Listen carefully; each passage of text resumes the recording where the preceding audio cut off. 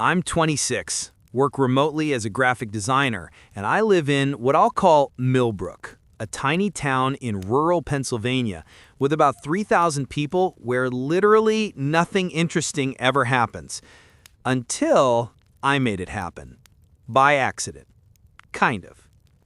So, Millbrook is one of those places where the most exciting thing that happens is when the Dairy Queen runs out of Blizzard mix.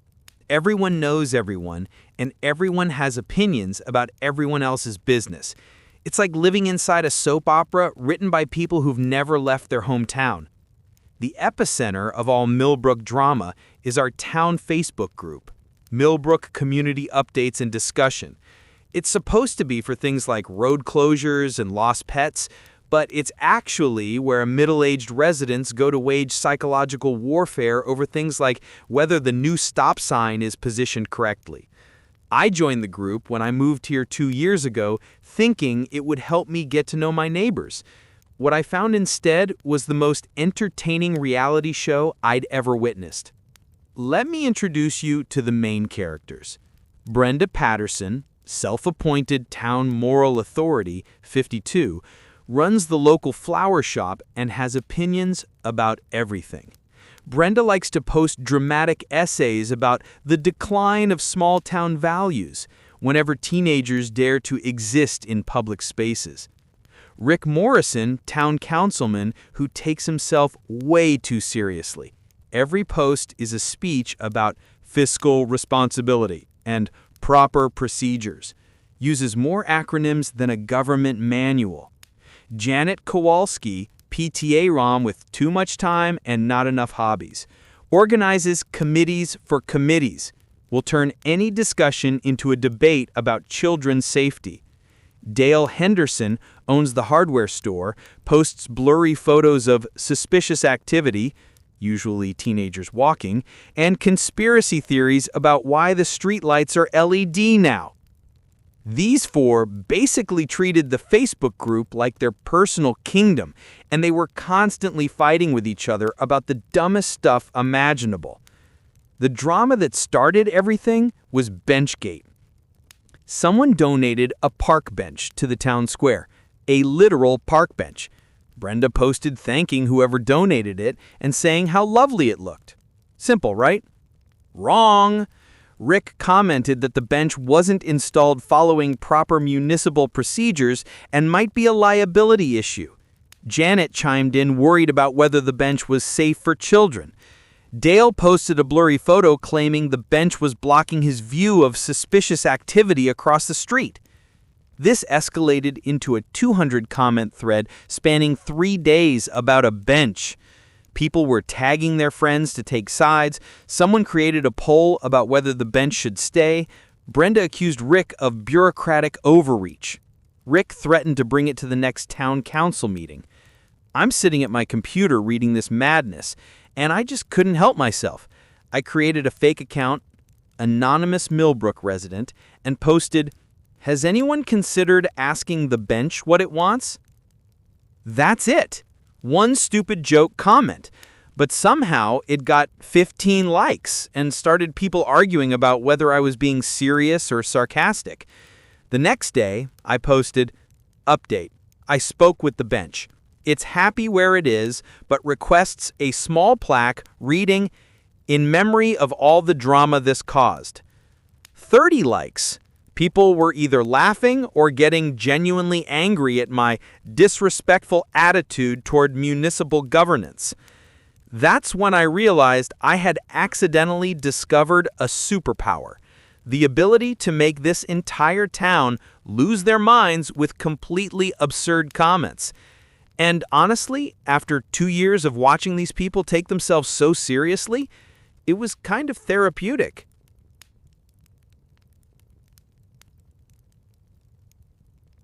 After the bench incident, I started paying closer attention to the Facebook group dynamics. It was like watching a nature documentary about a particularly dramatic species of suburban wildlife. Brenda would post something sanctimonious, Rick would bureaucrat-splain why she was wrong, Janet would worry about the children, and Dale would somehow make it about teenagers being suspicious. Rinse and repeat. 24/7. I started dropping in with my anonymous account whenever things got too ridiculous. Nothing mean or personal, just absurd observations that highlighted how silly everyone was being. When people spent 150 comments arguing about whether the annual fall festival should have apple cider or hot chocolate, why not apple cider hot chocolate? When Brenda and Janet had a meltdown about teenagers skateboarding near the library, I wrote, "I saw the skateboards holding a meeting behind the subway. They must be planning something." When Rick posted a 500-word essay about proper snow removal protocols, has anyone informed the snow about these protocols? It seems to be operating without permits. The responses were incredible. Half the town thought I was hilarious, the other half was furious that someone was making a mockery of community discussion. The drama queens especially hated that they couldn't figure out who I was or how to shut me up. But then something unexpected started happening. Other people began joining in with their own absurd comments. The Facebook group started developing this weird sense of humor that cut through all the artificial drama. When Dale posted another blurry photo of suspicious activity, a delivery truck, someone commented, "That truck is definitely up to something, probably delivering packages. Very suspicious behavior for a delivery truck." When Janet freaked out about kids playing Pokemon Go in the park, someone added, "Won't someone please think of the Pikachus?" I had accidentally started a revolution of common sense through absurdity. But the real turning point came during the great parking debate. The town installed new parking meters downtown, and you'd think they'd declared martial law based on the Facebook reaction. Brenda posted a manifesto about how parking meters represented the commercialization of our town's soul.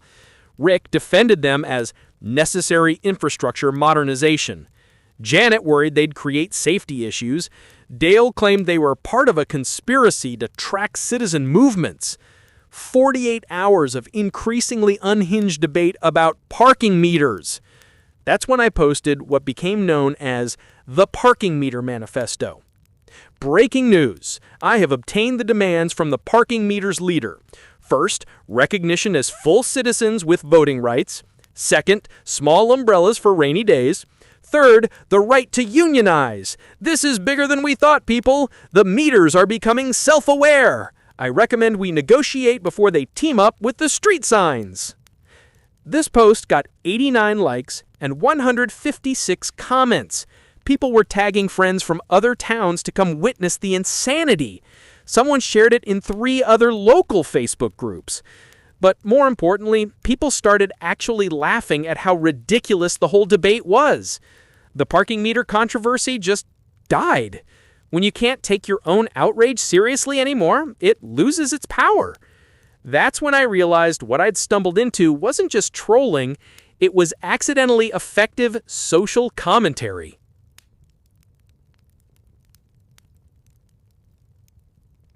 By month 6 of my anonymous career, I'd become something of a local folk hero. People would reference my comments in real-life conversations.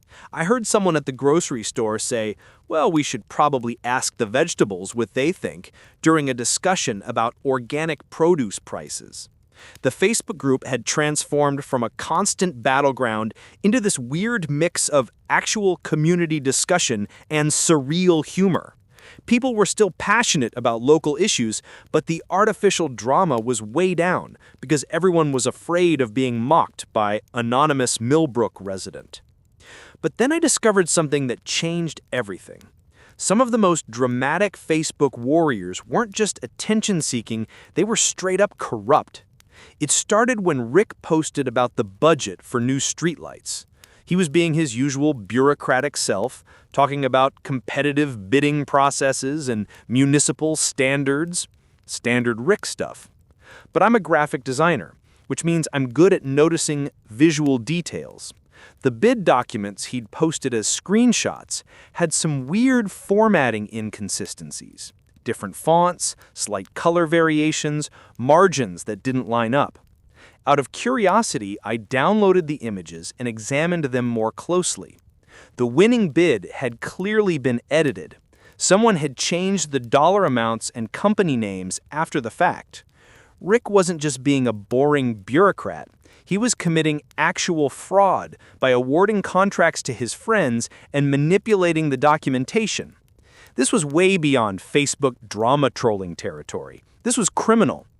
But how do you report municipal corruption when you're supposed to be an anonymous satirical commenter? I couldn't exactly call the state attorney general as anonymous Millbrook resident. So I did what I do best. I made it into a joke that exposed the truth. I posted, "Fun fact, did you know municipal bid documents can shapeshift? One day they say Company A, $45,000. The next day, the same document magically says Company B, $38,000. It's like municipal magic tricks, but less entertaining and more federal crimey.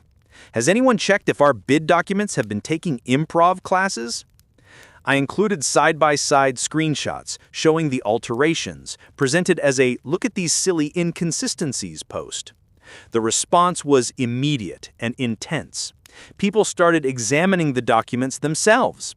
Someone with actual municipal experience confirmed that the documents had definitely been altered. Within 24 hours, 3 people had independently filed complaints with the State Oversight Office. Rick's response was to post a long, angry rant about anonymous cowards spreading lies and undermining legitimate municipal processes. He demanded that Facebook remove my account and that the group administrators ban disruptive elements. So I responded, "Update, the bid documents are now claiming they were never altered, but they're also asking for legal representation. Plot twist." Rick was arrested 2 weeks later for bid fraud and embezzlement. Turns out he'd been manipulating contracts for over 3 years, stealing about $200,000 from the town budget. I had accidentally exposed municipal corruption through satirical Facebook comments about shape-shifting documents. But that wasn't even the weirdest part of this story.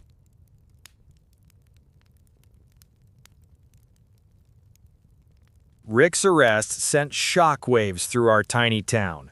Suddenly, everyone was looking at all the other Facebook drama with new eyes. If Rick was running scams, what about everyone else? This is where things got really strange, because people started treating anonymous Millbrook resident like some kind of investigative journalist instead of just a random person making jokes about municipal absurdity. I was getting private messages asking me to look into various town officials and business owners. People were forwarding me screenshots of suspicious posts and documents, like I was running some kind of corruption-busting operation from my laptop, which I guess I accidentally was. The next drama involved Brenda and her flower shop. She'd been posting constantly about supporting local businesses and how chain stores were destroying small-town character. Standard small business owner stuff. But someone forwarded me screenshots of Brenda's posts in a different Facebook group, a wholesale flower buying group for shop owners. She was bragging about how she'd been buying bulk flowers from big box stores and reselling them at local prices while claiming they were from local growers. Her entire support local brand was built on literally the opposite of what she was preaching. So, I posted the evidence I had received while putting a jokey caption, "Breaking! Local flowers have been spotted shopping at Home Depot. They claim they're just browsing, but sources confirm they've been living double lives. More investigation needed into the flower identity crisis plaguing our community." People started checking where their locally sourced flowers were actually coming from. Turns out Brenda had been lying about her sourcing for 2 years. Her business reputation was destroyed within a week. Soon after, other people were doing their own investigations and posting their findings. The absolute wildest discovery involved Janet and Dale, our PTA helicopter mom and conspiracy hardware store owner. People started paying attention to Janet and Dale's posting patterns and noticed something weird. They seemed to be coordinating their concerns in a very specific way. Janet would post about safety issues at specific locations, Then Dale would show up with his blurry photos of suspicious activity in the exact same areas. Their timing was always perfectly synchronized. But the real breakthrough came when someone noticed that Janet and Dale were frequently posting from the same locations at the same times. Their phone GPS data, visible and photo metadata, showed them together constantly, way more than you'd expect from two people who were supposedly just concerned citizens working independently. Then people started noticing them together around town. A lot, at weird times. Like Janet leaving Dale's hardware store through the back entrance at 2 p.m. on weekdays when her kids were at school. Dale's truck parked behind the community center during Janet's PTA planning meetings that somehow never seemed to involve other PTA members. I posted, "Breaking! Local safety concerns and suspicious activity reports have been spotted carpooling together. Sources close to the situation report they've been seen sharing coffee and what appears to be intense strategic planning sessions. Is this a new form of civic collaboration, or should we ask them about their unified approach to community monitoring?" This got people really paying attention to Janet and Dale's movements. Within a week, someone had photographic evidence of them going into a motel together. Someone else had spotted Janet's car parked overnight at Dale's house when her husband was out of town on construction jobs. The affair revelation sent bigger shockwaves through town than Rick's embezzlement. Janet's husband filed for divorce and took the kids. Dale's wife kicked him out, and he had to move into the apartment above his hardware store. Both their reputations were completely destroyed, not just for the affair, but for how they'd been using their fake civic concern as cover for their secret relationship. I had accidentally exposed an entire network of small-town corruption and nepotism by making jokes about how weird everyone was being. But the absolute strangest part was that people started treating me like I was some kind of folk hero truth teller, when really I was just a bored graphic designer who thought everyone was being ridiculous.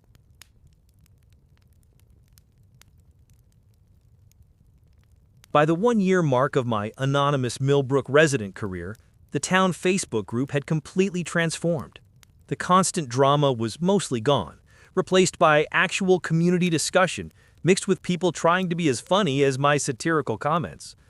More importantly, we'd accidentally gotten rid of most of the corrupt officials and sketchy business practices that had been flying under the radar for years. Rick was sentenced to 2 years for embezzlement and fraud. Brenda's flower shop closed after the sourcing scandal. Janet's marriage imploded spectacularly. Her husband got the house in full custody of the kids while she moved to the next town over to start fresh, aka hide from the gossip. Dale's wife divorced him and got half his hardware store in the settlement, which she immediately sold to his biggest competitor just to spite him. He's still running what's left of his business, but nobody trusts him anymore, and his customer base is basically evaporated. The town was actually functioning better without all the drama queens running everything. But here's where it gets really weird. People started figuring out who I was. Not through any detective work, I'd been careful about that, but small towns are small, and when you live somewhere long enough, people start noticing patterns. Someone realized that anonymous Millbrook residents' posting schedule matched my work-from-home hours. Someone else noticed that my real account would go quiet whenever Anonymous was active. The revelation happened at a town council meeting about Rick's replacement. Someone stood up during public comments and said, "I think we should ask Jake Martinez if he wants to run for council, since he's basically been doing the job for free for the past year." Jake Martinez is me, by the way. The room erupted. Half the people were laughing and applauding. The other half looked shocked. I was sitting in the back trying to figure out if I should deny it or run for the exit. The council president asked if I wanted to respond. So I stood up and said, "I think we should ask the council chairs what they think about this accusation." The whole room started laughing, and that's when I knew my cover was completely blown. The aftermath has been surreal. I'm treated like a local celebrity now, which is bizarre because all I did was make fun of people being ridiculous on Facebook. Tourists from neighboring towns come to visit the guy who trolled his way to exposing corruption. But honestly, I was just bored and thought everyone was being silly. The corruption exposure was completely accidental. I never set out to be an investigative satirist or whatever people are calling me now. The town is better now, though. We have actual competent people running things instead of drama queens with hidden agendas. The Facebook group is still active, but way more functional.